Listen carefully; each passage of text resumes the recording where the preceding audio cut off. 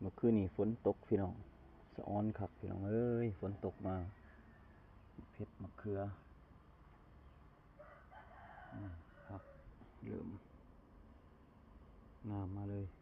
เพชรมะเขือขึ้นมาแล้วพี่น้องสิงขอกสิงไข่มะเขือก็งามงามพี่น้องบักเด่นก็ขึ้นป้าทุกนี่เพชรบงนานผักบงกำลังขึ้นพี่น้องเอ้ยนี่บักเด่นได้เทได้บาทนะเขือบักเด่นขึ้นตามหัว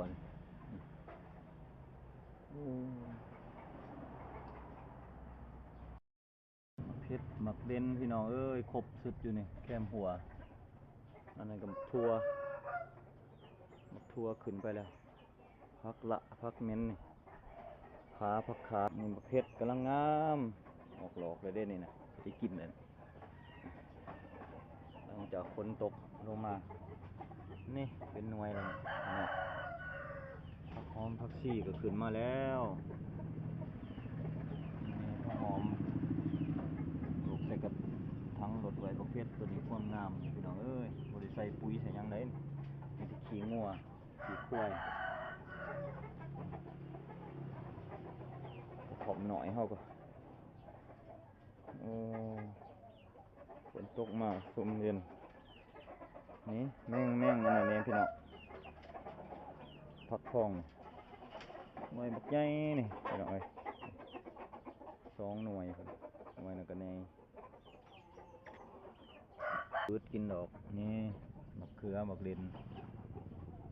ฟักทองมะม่วง3 สายพันธุ์ในมะม่วงตัวนั้นก็จะเป็นหน่อใหม่เลี้ยงหน่องพี่น้องจะเป็นถั่วฟักยาว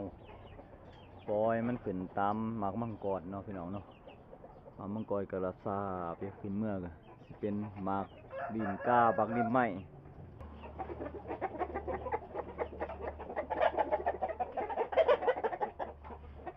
พี่น้องบักเด่นชนิดใหญ่เลยนี่เดี๋ยวเอาไปกินแน่เลยพี่น้องมันเป็นมาตลอดทัวได้พี่น้องทัวเห็นตามหัวนี่ได้พี่น้องเลยนี่บักเด่น